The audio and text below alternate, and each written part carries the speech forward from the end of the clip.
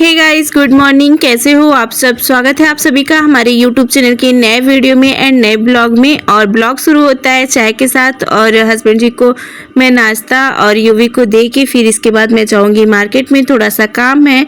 तो प्लीज़ आप लोग ब्लॉग में बने रहिएगा। और अभी तक अगर आप लोगों ने मेरे चैनल को सब्सक्राइब नहीं किया है तो प्लीज़ प्लीज़ प्लीज़ आप लोग मेरे चैनल को सब्सक्राइब कर लीजिए। साथ में बेल आइकन प्रेस करना बिल्कुल नहीं भूलिएगा, क्योंकि मेरे वीडियोस का कोई भी टाइम नहीं रहता है, चाहे जब भी आ जाता है।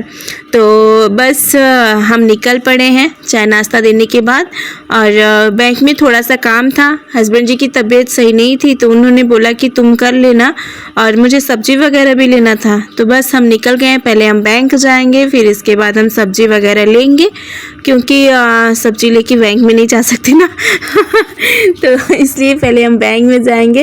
और मुझे अकेले भी जाने में भी बैंक में ना मुझे अजीब सा लगता है, लेकिन हाँ अब काम है तो मुझे जाना पड़ता है, डेली का मेरा काम हो गया है अभी तो फ़िलहाल।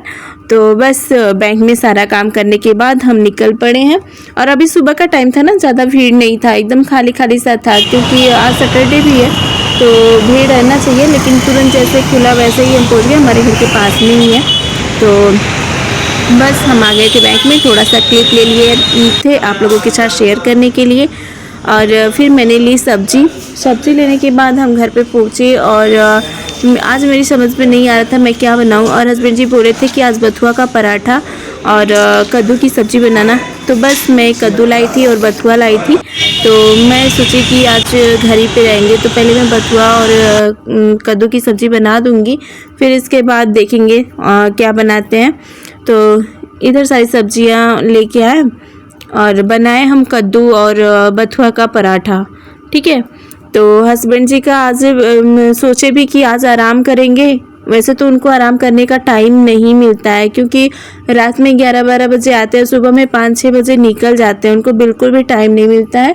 तो जो है आज सोचे कि आराम करेंगे, लेकिन इतना ज़्यादा कॉल आ रहा था तो उनको जाना पड़ गया। बस बन ही गया था लेकिन रुके नहीं, चले गए। तो फिर बोले हैं कि 1-2 बजे तक आ जाएंगे, अगर आ जाते हैं तो ठीक है, नहीं तो फिर रख दूंगी, शाम को खा लेंगे। और मैंने मना किया, बाहर का चीज़ खा लेते हैं ना तो उनकी तबीयत ख़राब हो जाती है। और बाहर में रोज़ का खाना तो रहता है, लेकिन कुछ जैसे वैसा चीज़ खा लेते हैं, तेल वाला तो थोड़ा सा नुकसान कर देता है। तो मैंने बोला है कि सिंपल सा खाना खाना या फिर आके घर पे खा के जाना। तो इतना टाइम नहीं मिलता है ना कि घर पे आएँ, लेकिन कोशिश करेंगे, बोले हैं कि खाना खा के ही जाएंगे और ज़्यादा दूर नहीं जाएंगे, पास में ही रहेंगे। तो आज का ब्लॉग यही है। और तो गाइस, कद्दू की सब्ज़ी में ना ज़्यादा मैंने कुछ नहीं डाला था, सिर्फ पचफोरन का तड़का दिया था और लहसुन मिर्ची का तड़का दिया था। और बस कद्दू डाल के चला के ढक दिया था। फिर इसके बाद थोड़ा सा चीनी मैंने डाल दिया था। चीनी मैं यहाँ पे पहले तो मैं नहीं डालती थी, लेकिन यहाँ पे सासू माँ डालती थी, तो बस मुझे भी आदत हो गया। मैं जब कद्दू पूरा पक जाता है ना तो थोड़ी सी चीनी डाल देती हूँ और थोड़ा सा टेस्ट अच्छा ही हो जाता है। तो बस मैंने इस तरीके से बनाया था, थोड़ा सा बाद में धनिया का पत्ता डाल दिया था। और बथुआ का पराठा में आलू में ये बथुआ ना अच्छे से कट करके, चाहे ऐसे ही आप उसको बॉयल कर लीजिए, लेकिन धुलना तो मत भूलिए, धुलना बहुत ज़्यादा ज़रूरी है। और कम से कम 4 से 5 बार आप बथुआ को एकदम साफ़ तरीके से धुल लीजिए। मैं तो कितनी बार धुलती हूँ मुझे नहीं समझ में आता है, लेकिन मैं बहुत बार धुलती हूँ और सच में मुझे बहुत अच्छा लगता है। और वैसे तो हस्बैंड जी नहीं खाते थे, पर आज बोले थे कि मतलब थोड़ा बहुत खाने लगे हैं, ज़्यादा नहीं। तो बोले आज वही बना दो, क्योंकि तुमको पसंद है, हमको अच्छा लगता है। तो वो बोले आज बना दो, ज़्यादा नहीं खाएंगे, हल्का सा खाएंगे, तो हम भी वही खा लेंगे, दूसरा क्या बनाओगी।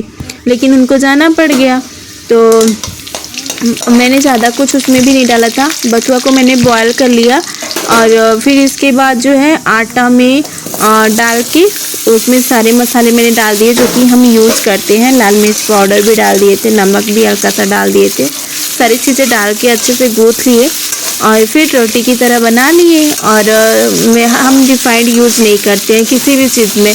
हम पूड़ियाँ भी बनाते हैं, वैसी वाली भी, शादी भी पूड़ी बनाती हूँ ना तो भी हम सरसों के तेल में ही बनाते हैं, क्योंकि हमारे घर एकदम रिफाइंड बंद है। लेकिन कोई चीज़ ऐसा होता है ना कि उसके बिना अच्छा नहीं लगता है, पर अभी नहीं आ रहा है। अब देखिए मेरा मन करता है ले आऊँ, लेकिन हस्बैंड जी बोलते हैं नहीं रिफाइंड मत लाना, यही खाओ या फिर घी खाओ, तेल वो रिफाइंड मत खाओ। लेकिन घी मुझे अच्छा नहीं लगता है और सरसों के तेल में सारी चीज़ें तो बना नहीं सकते ना। लेकिन अब देखिए ले आएंगे। तो बस यही सारा ब्लॉग है। और आप लोग सपोर्ट नहीं करते हैं तो फिर थोड़ा सा डिमोटिवेट होने लगते हैं हम लोग। लेकिन कुछ नहीं, मेहनत करते रहिए, सफलता तो मिल ही जाएगी, आज नहीं तो कल ना। तो वैसे इस टाइम में ना सारी सब्जियां इतनी ज़्यादा महंगी हो गई हैं कि क्या ही बोलूँ। यहाँ पे तो सभी सब्जी अभी बहुत ज़्यादा महंगी है। और मुझे पता नहीं क्यों ना इस टाइम इतना साग अच्छा लगता है ना कि हम रेगुलर साग लेके आते हैं, या फिर लाल साग, बथुआ साग, या फिर एक और पता नहीं कौन सा होता है वो, उसका नाम भी, हाँ कलमी साग। और लौकी का साग, लौकी का जो पत्ता होता है ना हमारे गांव में ऐसे ही फेंक जाता है, सूख जाता है। यहाँ पे जो लौकी का पत्ता है ना उसका भी साग खाते हैं। तो कभी कभी हम वो भी लाते हैं। अच्छा, कभी अभी मैंने आप लोगों के साथ शेयर नहीं किया है, कभी मैं लौकी के पत्ता का जो है साग बनाऊंगी ना तो वो भी आप लोगों के साथ शेयर करूंगी कि कैसे बनता है। जब भी मैं साग लेके आती हूँ ना, हस्बैंड जी बोलते हैं ये सब क्या बनाती हो। और सच पूछो ना तो ये सब चीज़ें आप कोई खाना नहीं चाहता है, सबको वही छोले पकौड़े या फिर मतलब जो मसाले वाली चीज़ें होती हैं, जो बाहर की चीज़ें होती हैं वही पसंद आती हैं। लेकिन हमें ना वो धनिया की चटनी और साग, ये सारी चीज़ें मुझे बहुत ज़्यादा पसंद है। और जो मुझे पसंद है वो हस्बैंड जी को नहीं पसंद है, जो हस्बैंड जी को पसंद है वो मुझे नहीं पसंद है। हमारे साथ यही होता है। और हम 3 लोग हैं ना, तो बच्चा का तो अलग से बनाना ही पड़ता है कुछ ना कुछ, क्योंकि बच्चा लोग को तो वो पसंद नहीं आता है ना जो हम लोग खाते हैं। तो उनका अलग बनाना ही पड़ता है। और ऊपर से हस्बैंड जी को अलग पसंद है, हमको अलग पसंद है। तो हस्बैंड जी को जो पसंद है, खैर मेरा क्या है, हम तो वही उसी में से थोड़ा बहुत खा लेते हैं, नहीं भी पसंद होता है तो भी खा लेते हैं। लेकिन कभी कभी ऐसा होता है ना कि घर में चीज़ें रहती है तो और हस्बैंड जी रहते हैं तो बोलते हैं कि तुम अपना बनाओ, तुमको नहीं पसंद है तो तुम ये क्यों खा रही हो, तुमको जो पसंद है वही बना लो। लेकिन 3 जगह 3 चीज़ें बनाने में ना बहुत ही वो लगता है कि 3 बार हम वही काम करें तो अच्छा नहीं लगता है। तो वही चीज़ें हम खाते हैं और हम सोचते हैं कि बच्चा भी वही खाए जो कि हम लोग खाते हैं। पर हाँ, बच्चे को फोर्स नहीं करते हैं, जो पसंद है वही खाओ। लेकिन आज मैंने बथुआ का पराठा बनाया था और लौकी अरे कद्दू की सब्जी बनाई थी, तो यूवी भी खा लिए।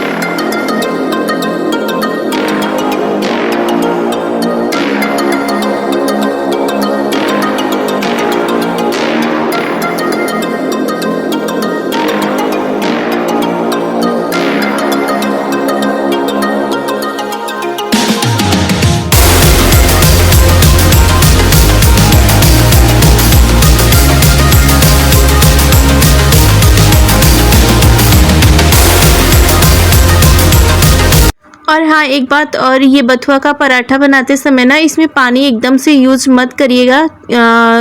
बथुआ उबाल करके ना आप सीधा मिक्स कर दीजिएगा, क्योंकि अगर आप पानी डाल देंगे ना तो बहुत ज़्यादा गीला हो जाएगा। ये बिना पानी के ही गूंथ जाता है, क्योंकि बथुआ में तो सारा पानी रहता है ना, इस वजह से हम पानी नहीं डालते हैं। आप मिला दीजिएगा, आटा अच्छे से तैयार हो जाएगा। तो पानी डालने का गलती मत करिएगा, मैंने ये बताना भूल गई।